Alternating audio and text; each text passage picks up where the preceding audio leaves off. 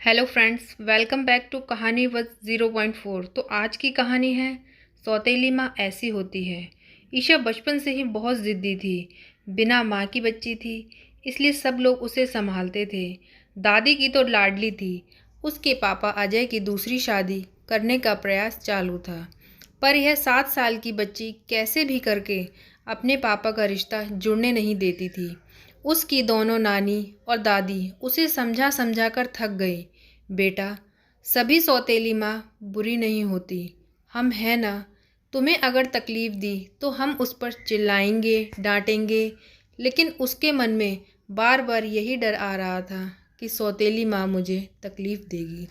पापा भी उसका ही सुनेंगे और उसकी माँ की आखिरी याद मतलब उसका मंगलसूत्र भी उस सौतेली माँ को दे देंगे। ऐसा उसे लगता था।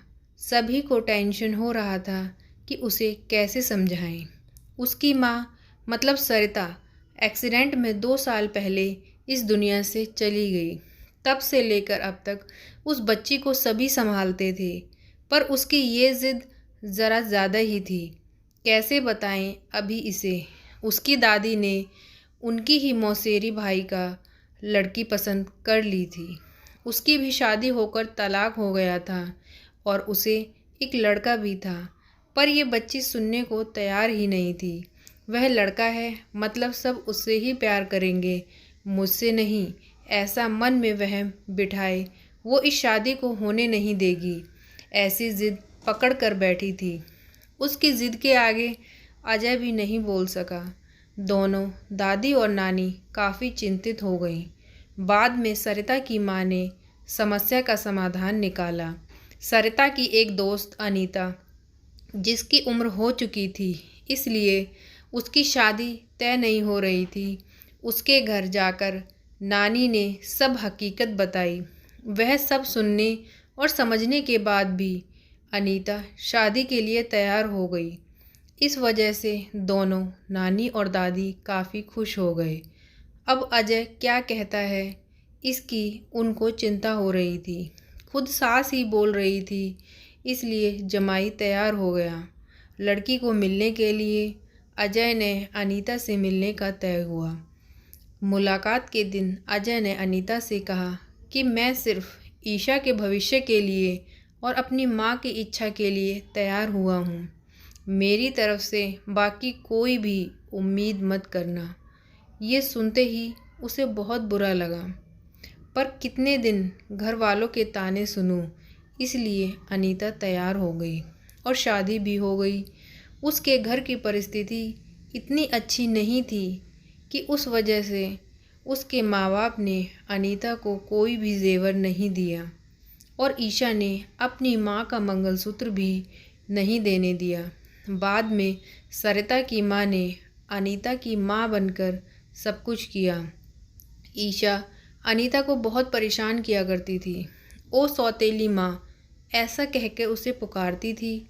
अनीता थोड़ा सा डांटती या उसे समझाने का प्रयास करती तो जानबूझकर झूठ मूठ कर रोने लगती थी। अनीता 2 महीने में ही पूरी तरह से हताश हो गई।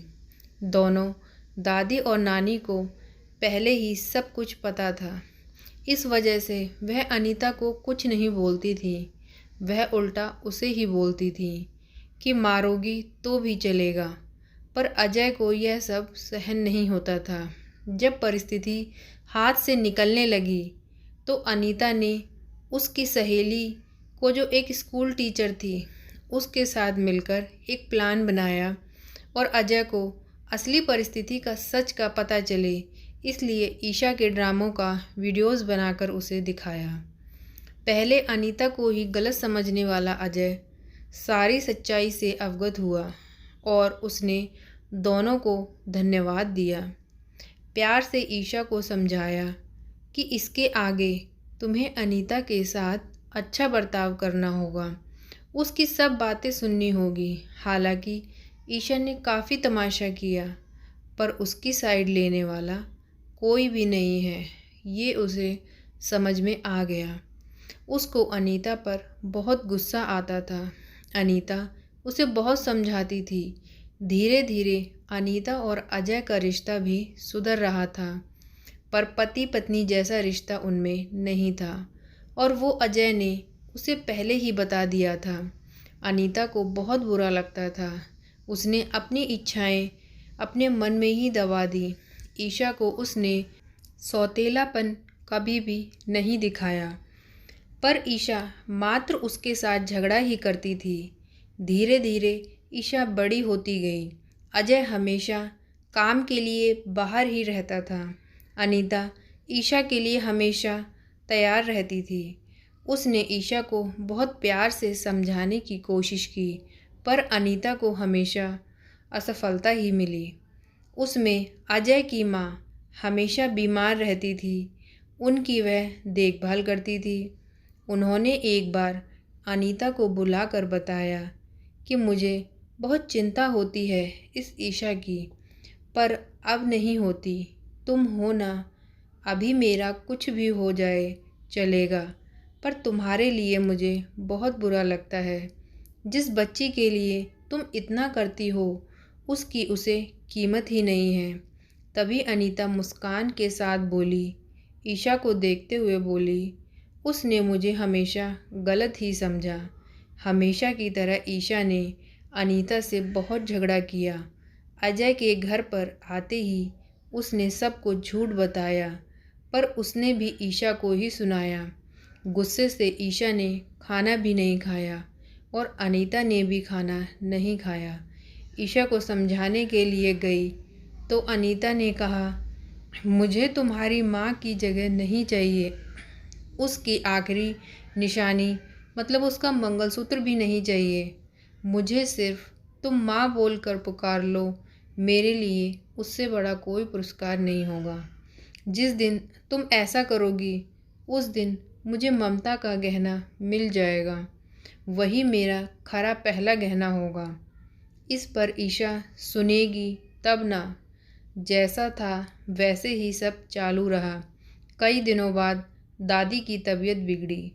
उन्होंने अजय को बुलाया और कहा, अनीता बहुत अच्छी लड़की है, वह कभी भी भेदभाव नहीं करेगी। तुम उसको अपनी पत्नी की तरह स्वीकार कर लो। उसकी भी कोई उम्मीद होगी तुमसे, वह पूरा करो। यह आखिरी शब्द बोलकर दादी चल बसी। अजय को माँ के वह शब्द कान में गूंज रहे थे।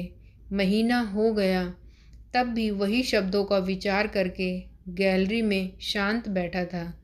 उतने में अनीता ने खाने के लिए आ रहे हैं ना ऐसा बोलकर बुलाने लगी। अजय का सब्र का बांध टूट गया।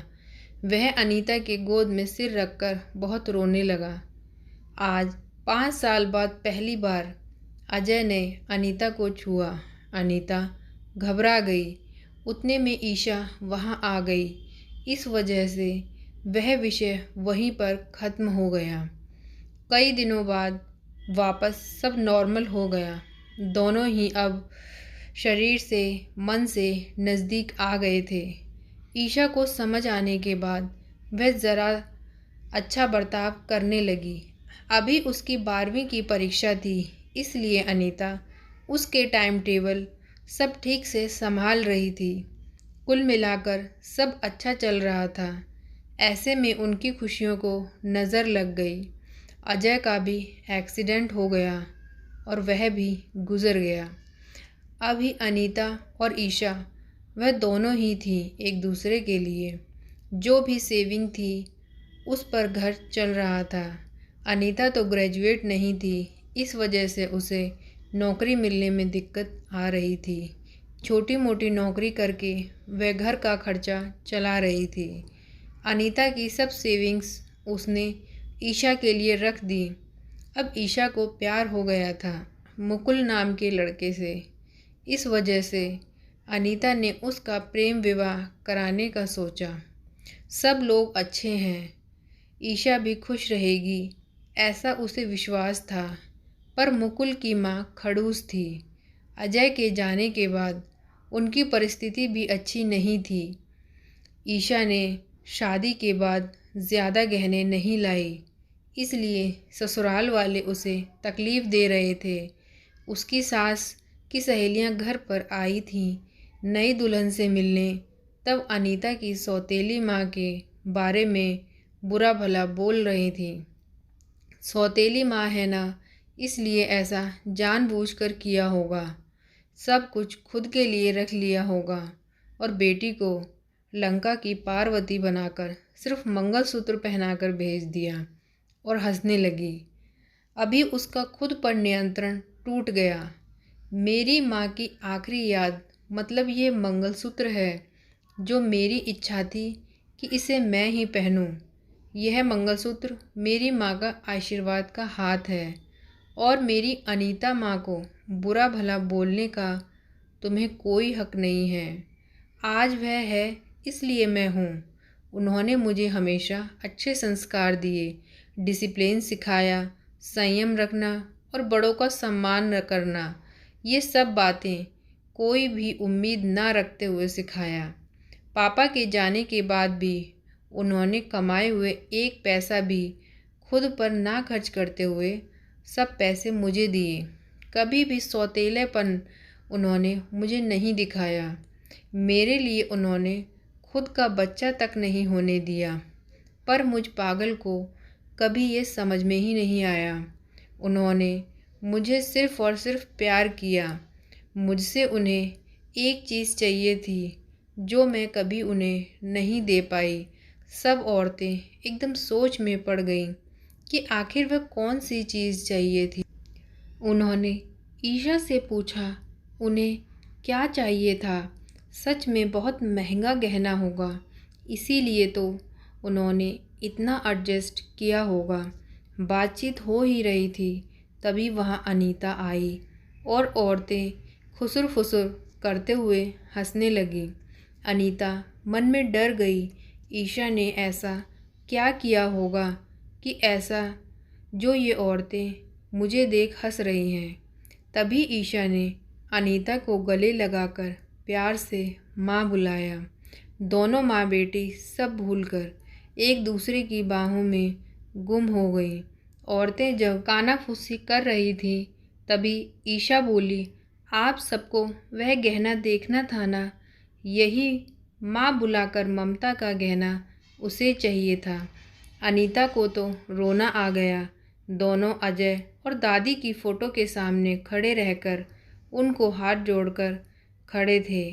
ईशा ने उनसे माफ़ी मांगी और माँ को कभी खुद से दूर नहीं करूँगी ऐसा वचन दिया। दोस्तों, आज समाज में कई गलत बातें, भावनाएं बनी हुई होती हैं जो जाने अनजाने में बच्चों तक भी पहुंच जाती हैं। हमें बच्चों को और खुद को भी इस बात को समझना होगा कि हर पुरानी बात पूरी तरह से या हर किसी के लिए सच एक समान नहीं होती। किसी एक का सच दूसरे के लिए झूठा हो सकता है। इसलिए किसी भी बात को अपने दिल और दिमाग में बिठाने से पहले उसकी सत्यता की कसौटी करना बेहद ज़रूरी हो जाता है। तो दोस्तों, आज की ये कहानी आपको कैसी लगी प्लीज़ कमेंट करके बताएं और अगर कहानी अच्छी लगी हो तो वीडियो को लाइक करें, चैनल को सब्सक्राइब करें। Thank you.